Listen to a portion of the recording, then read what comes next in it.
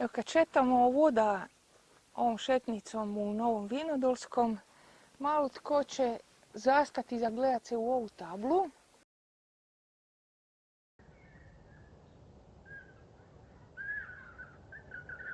Znači to što pročitamo ovdje i ovaj mali komadić zida u stvari nije baš tako mali. S ove strane se vidi taj komad zida. Zapravo i nije nešto što bi čovjeku zagolicalo maštu, što bi ga potaknulo na istraživanje i postavilo pitanje što je to zapravo bilo, kao što je mučilo istraživače, povjesničare krajem 19. i početkom 20. stoljeća. Tako ga Đuro Sabo naziva tajanstvenom, odnosno zagonetnom utvrdom u Novom Vinodolskom, pa se pitaju iz kojeg razdoblja je i kada je građena ta i koja je namjena bila te utvrde. Možda i zato što je prije, znači u njihovo doba ovdje bila jedna kula i cijeli ovaj zid je bio veći, danas je dosta sve to porušeno. Pretpostavlja se da je građeno u antici zato što je žbuka koja je pronađena u zidovima isto onakva kakva se u antici koristila. Međutim, to nije 100% siguran dokaz jer u našim krajevima se takva vrsta žbuke koristila i dalje u srednjem vijeku. Pa zaista nije mislim da nije jednoznačno odgovoreno na pitanje tko je Lopar sagradio i u koju svrhu. Svrha je u stvari vjerojatno bila obrambena. Kao što je zagonetno porijeklo ove utvrde Lopara, tako je zagonetno i činjenica da je u srednjem vijeku se uopće ne spominje. Dakle, jedan ovakav veliki utvrđeni grad kao što je bio Lopar na strateškom mjestu u srednjem vijeku jednostavno ispario kao da ga nema. Spominje se doduše samo jednom u zapisima i to ova godina 1598. kada je uništen, kada su mletačke postrojbe, mletačka vojska navalila tu s Krka pokušavajući zauzeti ovaj dio Jadrana i pod zapovjedništvom Ivana Bembe Lopar je tada razoren. I to je jedini put da se u srednjovjekovim zapisima spominje Lopar.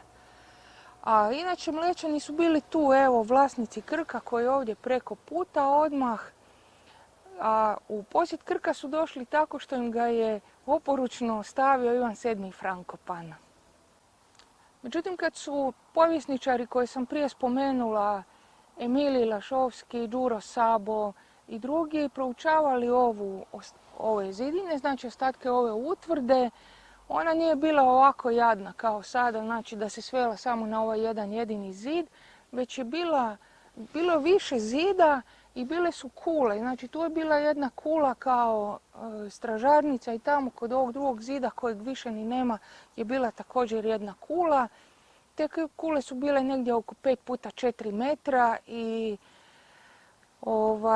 Lašovski je zaključio da su imali 2 do 3 kata.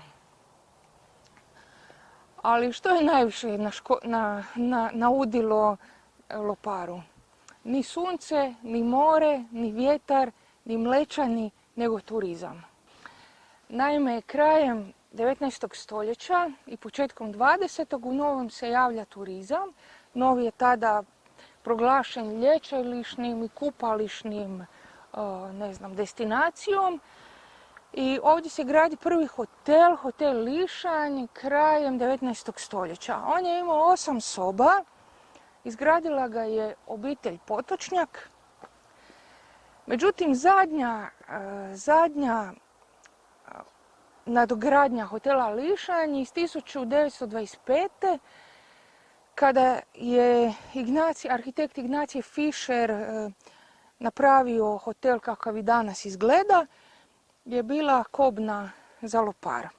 Jer tadašnji gradonačelnik dopušta da se ovaj kamen iz utvrde melje i upotrebljava za gradnju hotela, ali ne samo hotela, nego i vila koje su sagrađene duž ove šetnice u svrhu turizma. I vjerojatno ne bi bilo ni ovoga što je danas ostalo, što danas vidimo, da nije glavni konzervator toga doba, Đuro Sabo, se digao uzbunu, ne znam, uzbunio službe koje su za to tada bile nadležne i uspio je sačuvati ovo što je danas ostalo od lopara.